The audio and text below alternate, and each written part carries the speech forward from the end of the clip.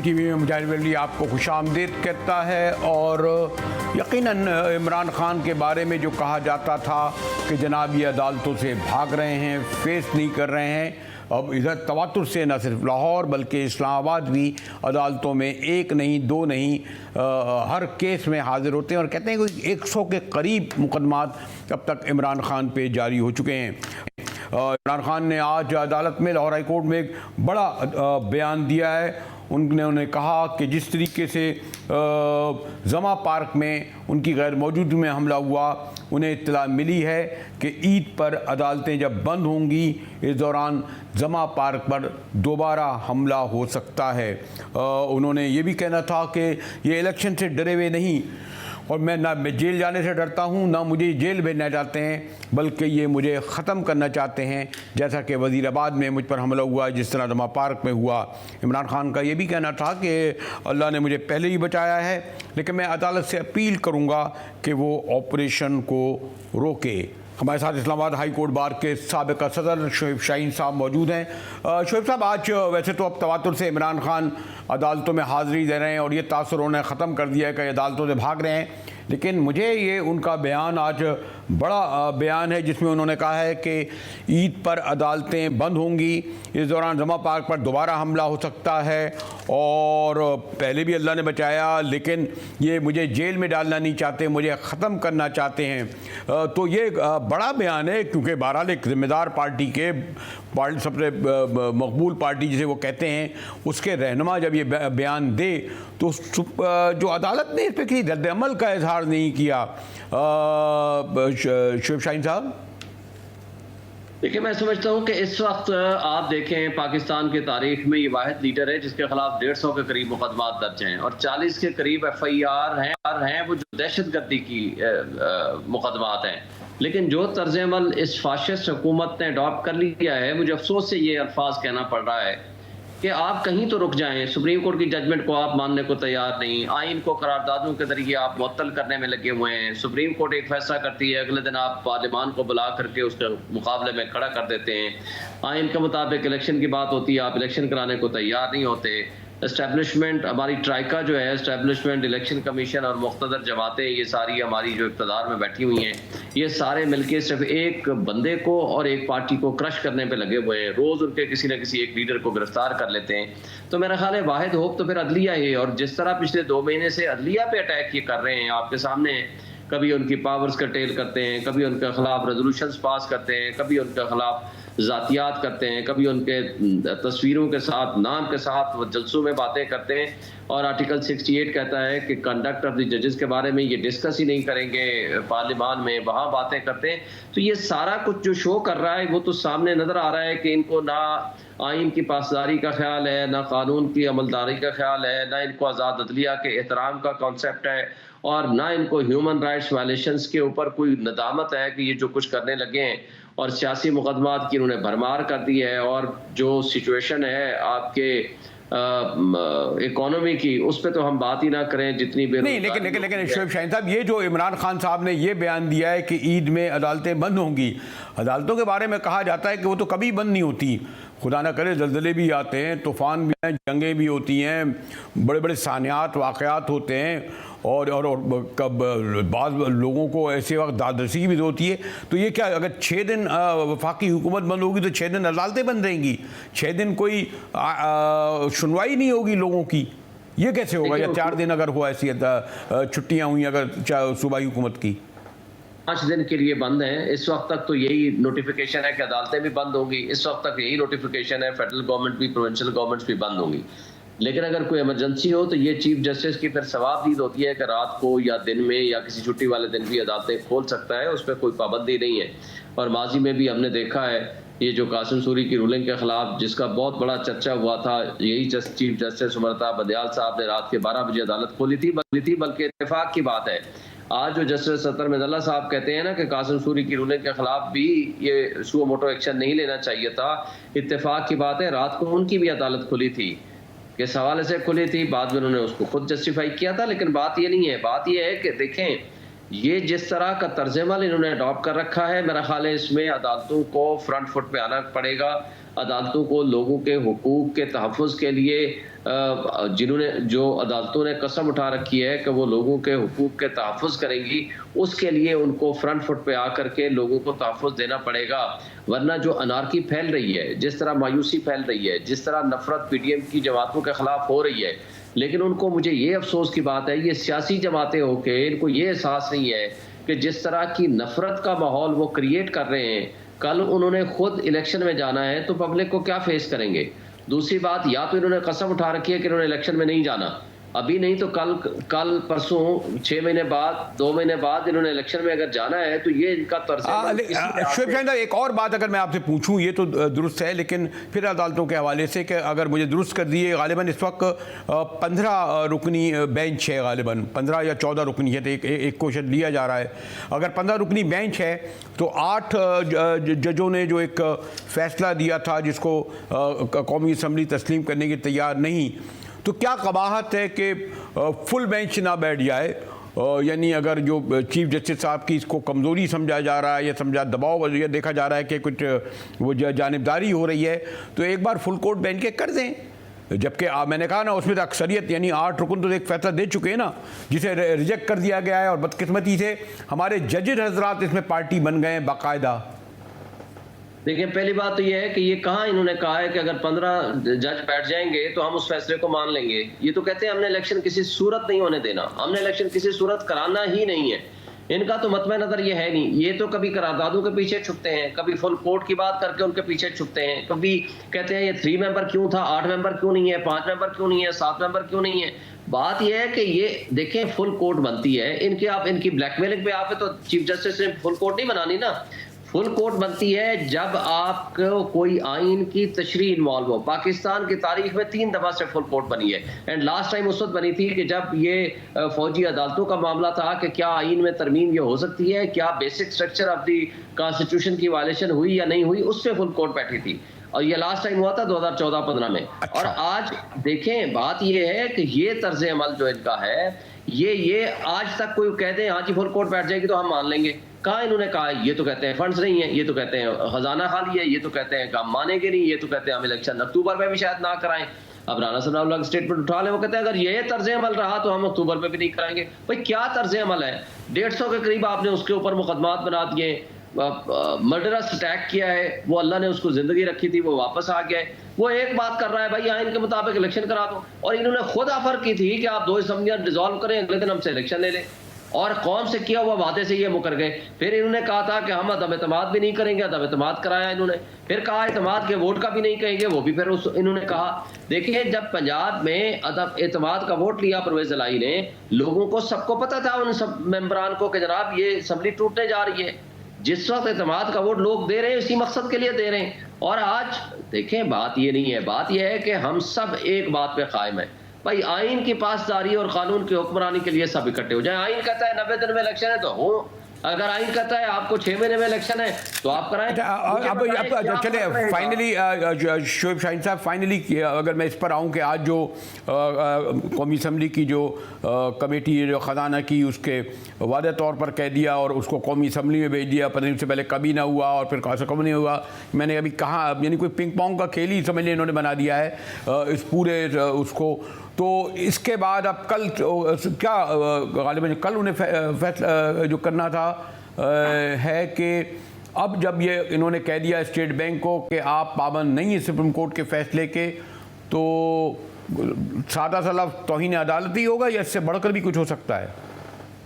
देखिए, तौहीन अदालत तो है ही है, आगाज तो तौहीन अदालत से ही होगा। तौहीन आइन भी है, क्योंकि ये आइन को मुअत्तल करने के मुतरादिफ है। सुप्रीम कोर्ट ने क्या कहा है कि आइन के मुताबिक आप फैसिलिटेट करें। आर्टिकल 220 कहता है कि for the purpose of holding in free elections, election commission को तमाम एग्जीक्यूटिव इदारे फैसिलिटेट करेंगे, नफरी देनी है, खजाना देना है, जो कुछ भी करना है वो करेंगे, और सुप्रीम कोर्ट ने कहा है उस पर अमल दरामद करो। अब इसमें तौहीन आइन तो है ही है, लेकिन तौहीन अदालत तो सामने वाज़ेह नजर आ रही है, और मेरा ख्याल है कि यही रीजन बनेगी इनकी असम्बली की डिसोल्यूशन की। क्योंकि ज़ाहिर है, सबसे पहले तो गवर्नर स्टेट बैंक जो एक्टिंग गवर्नर है उनसे शुरू होगा, फिर साथ जो ये कायमा कमेटी है, वजारत खजाना है, चीफ एग्जीक्यूटिव हैं जो प्राइम मिनिस्टर हैं, और ये मेरा ख्याल है जो ही ये घर भेजे जाएंगे तो आगे प्रेसिडेंट ऑफ पाकिस्तान ने एतमाद के वोट का कह देना है, और एतमाद का वोट ये नहीं ले सकेंगे, ये असम्बली डिसॉल्व कर देनी है प्रेसिडेंट ने। तो मेरा ख्याल है कि इनके पास कोई ऑप्शन अब बाकी नहीं रहा, और ये सियासी शहादत की तरफ जाना चाह रहे हैं। और मेरा ख्याल है नवाज शरीफ की भी साजिश यही हो सकती है कि मरियम नवाज को आगे लाना है, तो पहले चक्रा को फारिग कराया जाए और शहबाज शरीफ साहब 5 साल के लिए नाअहल भी हो जाएं और जेल भी चले जाएं, ताकि एक सियासी शहादत की उनको एक बयानिया मिल जाए, और दूसरा उनको फायदा ये हो कि मरियम नवाज को पार्टी की सजा देने की पोजीशन में भी आ जाए। लास्ट अगर मैं आपसे ये कहूँ कि इमरान खान साहब ने जो आज अदालत में बयान दिया है, यानी जमा पार्क पर दोबारा हो सकता है, इस तरह में कोर्ट को कोई ना कोई इंतज़ामिया को और केयर टेकर गवर्नमेंट को उनको उसको नोटिस देंगे, उनकी तवज्जो दिलाएंगे। यानी बहरहाल मैंने कहा ना, एक कायद हैं एक पार्टी के, उन्होंने तवज्जो दिलाई है लेकिन जी देखिए, मेरा ख्याल है कि इसमें हो सकता है और कोर्ट को इसमें नोटिस लेना चाहिए, क्योंकि अगर कोर्ट नोटिस नहीं लेगी तो इसमें फिर ऑप्शंस ही नहीं रहेंगे कि एक आम आदमी अगर अपने लोगों के हुकूक के लिए अदालतों का रुख नहीं करेगा तो फिर वो कहाँ जाएगा। तो बिल्कुल इसमें सुप्रीम हाई कोर्ट को नोटिस लेना चाहिए, उसमें केयर टेकर सेटअप को पाबंद करना चाहिए। बल्कि पिछली दफा भी उन्होंने उनको पाबंद किया था, उसके बावजूद उन्होंने जमान पार्क पे हमला कर दिया जब वो यहाँ आ रहे थे इस्लामाबाद की तरफ। तो मेरा ख्याल है कि उस तरह का वाक़या ना हो और उनके खिलाफ कंटेम्प्ट प्रोसीडिंग्स भी होनी चाहिए कि सुप्रीम हाई कोर्ट के आर्डर के बावजूद उन्होंने वो जो एक्ट किया है that was unconstitutional, illegal and contemptuous act, उसमें भी अगर वो एक्शन ले लेंगे तो मेरा ख्याल है उनको ज़रूर सबक मिलेगा कि ताकि आइंदा के लिए ऐसे हरकतें वो ना करें और इन हरकतों से वो बाज रहें। अगर इस तरह की हरकतें, अगर इस तरह किसी की चार दीवारी का अगर तहफ़्फ़ुज़ नहीं यकीनी बना सकती कोई भी स्टेट या कोई भी स्टेट की जिम्मेदारी बाकी बची। मोहतरम शोएब शाहीन साहब, इस्लामाबाद हाई कोर्ट बार के साबिक प्रेसिडेंट, हमसे ये कह रहे थे कि जनाब इस सिलसिले में अदालत को नोटिस लेना चाहिए कि इमरान खान ने दो टोक अल्फाज में कहा है कि जमा पार्क में ईद में जब तातीलें होंगी अदालतों की, उन पर हमला हो सकता है। चलते हैं ब्रेक की तरफ और गुफ्तगू इस हवाले से करेंगे, ख़ासतौर पर जो कायमा कमेटी बराए ख़जाना ने फ़ैसला दिया है कि वो पाबंद नहीं सुप्रीम कोर्ट के फ़ैसले के। हमारे साथ रहिएगा, मिलते हैं ब्रेक के बाद।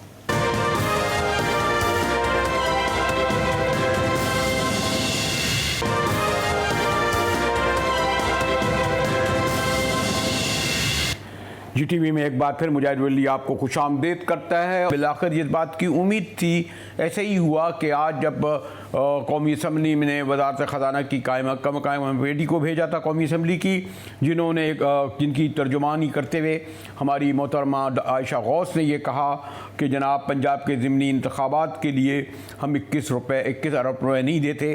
दोबारा कौमी असम्बली को भेज दिया, कौमी असम्बली काबीना को आया और यूँ एक लिहाज से पिंक पोंग का खेल बना दिया गया है। और जैसे मैंने कहा कि इंतखाबात के लिए फ़ंड जारी करने का मामला एक बार फिर कौमी असम्बली में है और ये दो टोक अल्फाज ने कहा कि स्टेट बैंक का हुक्म मानने के लिए स्टेट बैंक पाबंद नहीं, ये कायमा कमेटी का कहना था। साथ ही उन्होंने ये भी फैसला सुना दिया कि जनाब हम जो है चाहे कायमा कमेटी चाहे 21 अरब रुपये हों चाहे और कोई रकम हो, ये इस तरीके सुप्रीम कोर्ट कोई कुछ कह ही नहीं सकता है। देखना यह है कि कौमी असम्बली की कायमा कमेटी बराए ख़जाना और कौमी असम्बली के इस बिल के पास अब सुप्रीम कोर्ट क्या फ़ैसला करेगी। हमारे साथ माहिर क़ानून साबिक़ अटॉर्नी जनरल मोहतरम अहमद ओवैस साहब हैं। अहमद ओवैस साहब, जैसे मैंने कहा सादा ज़बान में कि यानी इतने अहम हसास मसले को हुकूमत अपने तौर पर यानी इनके इत्तेहादी गोया के समझते हैं कि आम लोगों को भी कुछ नहीं पता, उनके मुखालफिन को भी कुछ नहीं पता, आप लोगों को कानून नहीं पता, ये जिस तरह चाहें खेलते रहें, जैसे मैंने कहा कि पिंग पोंग का खेल। तो अब इस फाइनली क्या होगा सुप्रीम कोर्ट जब इस हवाले से जब ये जाएगा उनके पास कि जनाब हम आपको पाबंद नहीं पैसे देने के 21 अरब। बिस्मिल्लाहिर्रहमानिर्रहीम। देखिए, बात यह है कि ये जो कुछ कर रहे हैं इतना समझ लें और इनको समझना चाहिए। इनके साथ लॉ मिनिस्टर भी हैं जो प्रैक्टिसिंग लॉयर हैं। कहते हैं कि one cannot be smarter than the court. ये जो ऐसी हरकत कर लें ये अपना उतना ही सर जो है वो फंसाते जा रहे हैं एंड जो वो फंदा जो है करीब तक होता चला जा रहा है, ऐसा मालूम हो रहा है। और जो आपने देखा कि आज उनकी स्टेटमेंट जो आ रही थी राना सनाउल्लाह साहब की, मुझे तो समझ नहीं आती है कि ये इतनी इस किस्म की जो ये जुर्रत दिखा रहे हैं या ये एरोगेंस दिखा रहे हैं सुप्रीम कोर्ट को, इससे क्या मुराद है, क्या करना चाहते हैं?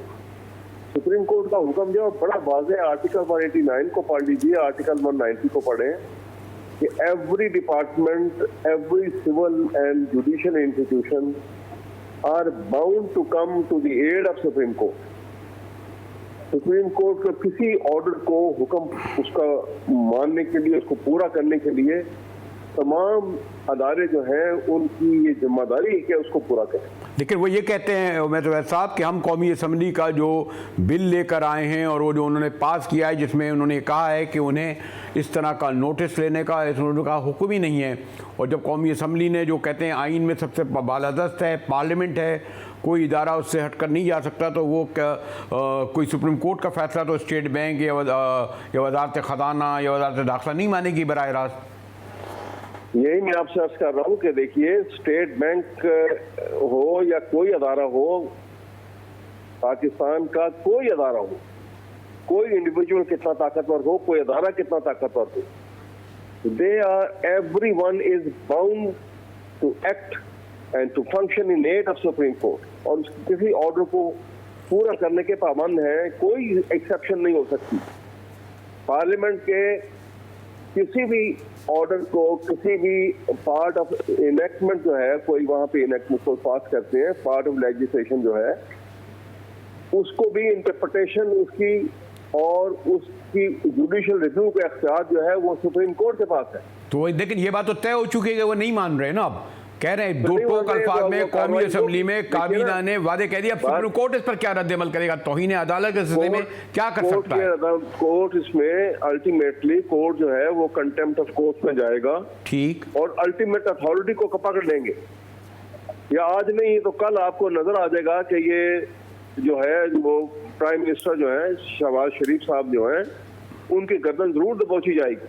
किसी सूरत सुप्रीम कोर्ट से बच नहीं सकते, कोई मुफर नहीं, कोई पार्लियामेंट को प्रोटेक्शन लेने, किसी हाउस की शील्ड अपने आगे रख ले, कोई बचाने वाला नहीं।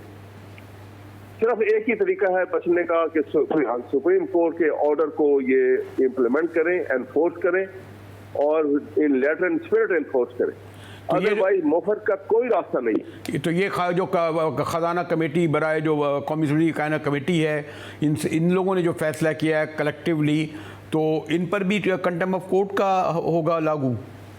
बिल्कुल होगा। मैं आपको एक वाकया बता दूं, इन्होंने ये वाकया, ये असल में ये फैमिली जो है ना, ये बाय टेम्परामेंट फाशिस्ट है।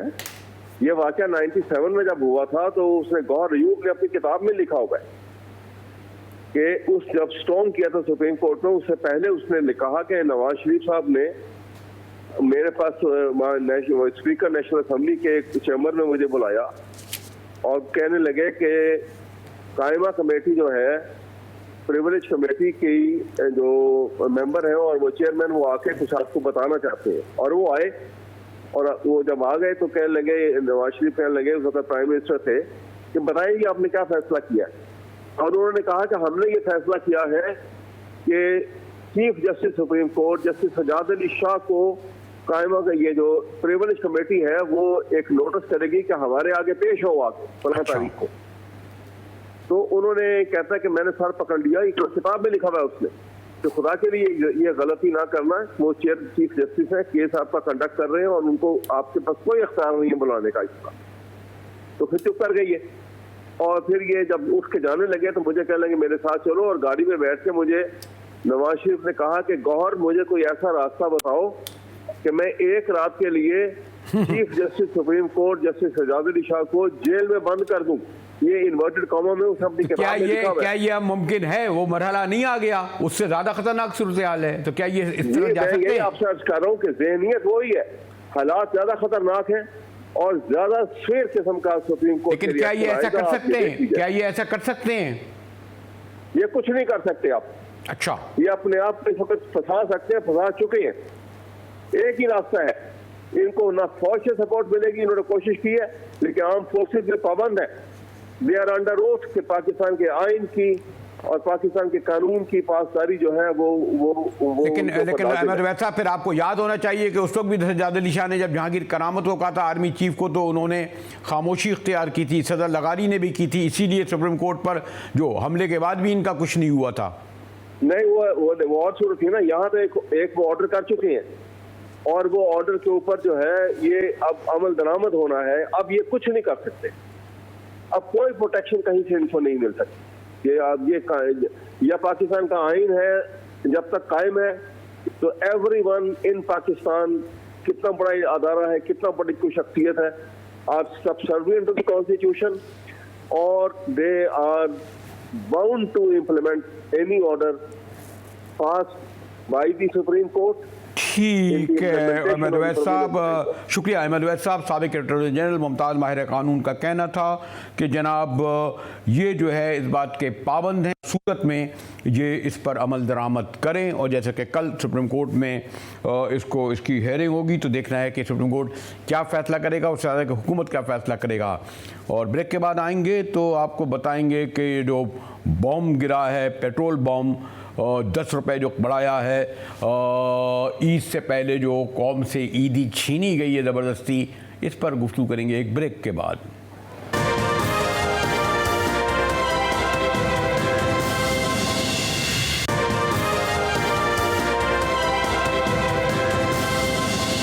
हाँ, बढ़ाने को जो करें कर सकते हैं, इन लोगों के हाथ में है। ख्याल करना चाहिए अवाम का। पहली अवाम इतनी पिस रही है महंगाई में, इतनी परेशानियां हैं। अल्लाह इनको हिदायत दे, बस हम ये दुआ करेंगे हिदायत नसीब में हिदायत दे दे, नहीं तो अल्लाह पाक इनको गरक कर दे। ये जो IMF के कर्जे उतारने का आवाम से लूट मार की बाजारी जो इन्होंने मचाई हुई है, इसको ख़त्म किया जाए, फिलफोर ख़त्म किया जाए, वरना ये आवाम गरीब आवाम मर जाएगी। तो ये तो क्या कह सकते हैं, तो बढ़ाए जा रही है। कम 5 रुपये होते हैं, बढ़ते 50 हैं, 30 हैं, 40 हैं। ये तो इस तरीके से ही कर रहे हैं हमारे साथ। 10 रुपये नहीं बढ़े भाई, 10,000 रुपये बढ़े। हर चीज़ आगे जाके 10 रुपये के हिसाब से लगा लो, तो एक और ज़ीरो लगा लो, 2 ज़ीरो लगा लो, ये 10,000 रुपये बढ़ जाते हैं 10 रुपये से। घर का खर्चा भी नहीं निकलता अब तो। ईद के बाद भी अभी तो 10 रुपये बढ़ाएं, तो ये ईद के बाद 20 रुपये बढ़ाएंगे भाई। ये तो दिखावा है इनका, परेशान तो सभी हैं। जिस आदमी की तनख्वाह 20,000 25,000 हो, उसका बजट तो बनाकर दिखाओ यार, कुछ तो रहम करो हमारे पर। कहाँ जाएं हम लोग, किससे कहें? तुमने 10 रुपये लीटर पे बढ़ा दिए, तो तनख्वाहें भी तो बढ़ाओ हमारी। हम बच्चों को क्या खिलाएं? यार ये ड्रामागिरी है इन लोगों की, बस क्या बोले, सब ऐसे ही हैं यार। कोई भी अच्छा आदमी यकीन जानो, इससे बड़े मायूसी है इस पाकिस्तान। मैं पेंशनर हूँ आर्मी का, मेरी 12,000 पेंशन है। तो 12,000 में आप बताएं कि मैं क्या कर सकता हूँ। ये हुकूमत जो है वो IMF चला रही है हुकूमत, क्योंकि ये पेट्रोल इन्होंने 300 रुपये तक लेकर जाना है और सारी तकरीबन इन्होंने कंडीशन पूरी कर ली है। जबकि फॉरेन कंट्री उसके साथ भी इनकी कुछ कंडीशनें हैं, वो भी पूरी होंगी। Do the best that you can. उसके अलावा हम तो कुछ नहीं कह सकते। जो वो कर रहे हैं, जो उनको ठीक लगता है वो करें। और इमरान के दौर में होता था पेट्रोल 1000 रुपये का डलवाते थे, 2000 रुपया बचता था। अब 1000 रुपये का डलवाते हैं, 700 रुपया नहीं बच रहा। बहुत मुश्किल हो गया अब तो गुजारा करना। अब तो लोग बिल्कुल साइकिलों पे आ जाएंगे। 20 रुपये सस्ते करके 40 रुपये ऊपर कर दिए हैं, तो यही उनका सिस्टम चल रहा है। और ये सारे मिले हुए हैं जितने भी हैं। जो गरीब है वो तो रोटी नहीं खा सकता अब इस माहौल, इस वक्त में, तो वो पेट्रोल कैसे डलवाएगा?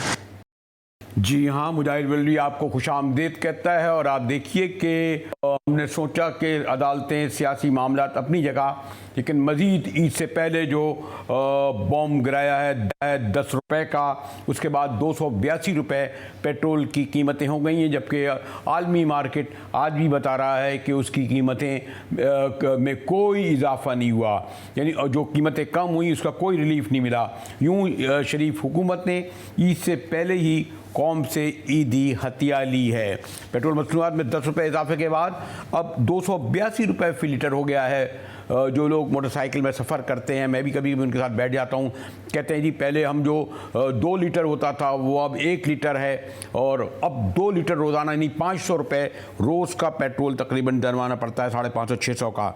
और इंटरेस्टिंग बात यह है कि हुकूमत पेट्रोल पर कहते हैं जी हमें वहाँ से आया है, बाहर से आया है, हालांकि इस लेवी की मद में 50 रुपये वसूल कर रही है। और ये भी याद रहे कि 1 अरब लीटर जो है महीना पेट्रोल, 1 अरब लीटर डीजल पाकिस्तान के अवाम लेते हैं। यूँ आप और कीजिए कि 50 अरब, जी हाँ 50 अरब जो है डीजल से, 50 अरब रुपये पेट्रोल से हुकूमत बराह रास्त डाका डाल रही है अवाम की जेब पर, जो पहले ही 45% महंगाई के सबब बोझ तले दबे हुए हैं। जैसे मैंने कहा ना कि आली मंडी में पेट्रोल की करने के बाद आवाम को कुछ नहीं मिल रहा। मेरे साथ मलिक जहांजेब साहब हैं, information secretary Pakistan petroleum dealer association.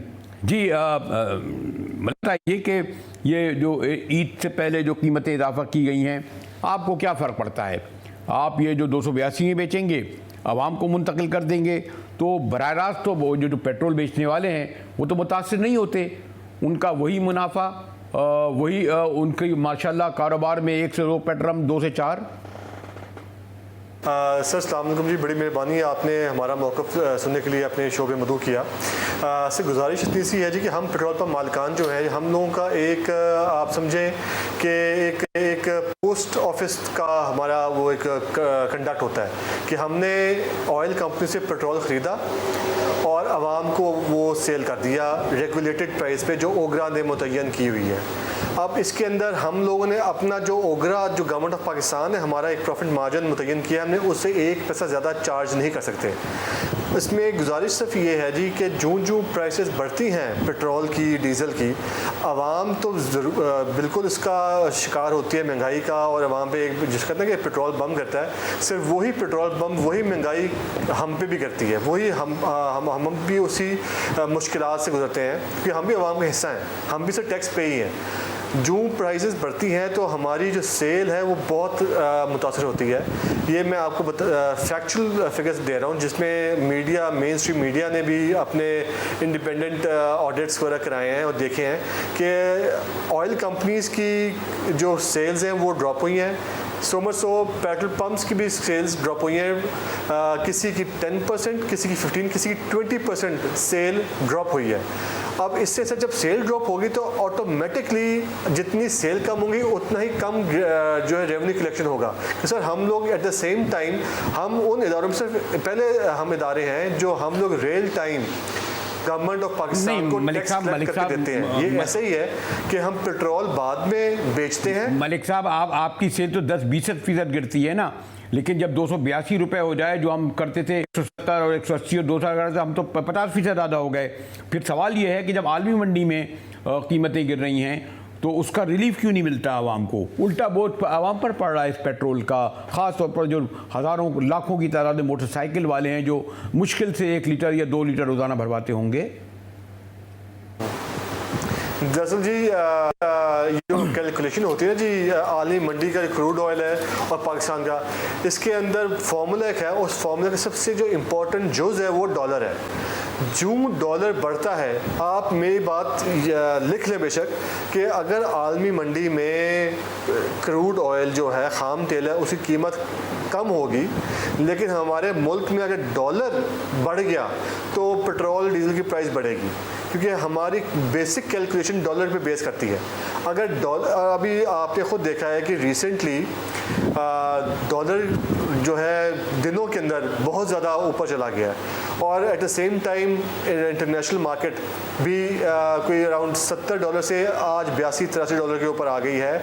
वो ओपेक प्लस ने जो अपनी पैदावार है वो कम कर दी है, 500,000 बैरल पर डे उन्हें कम की है।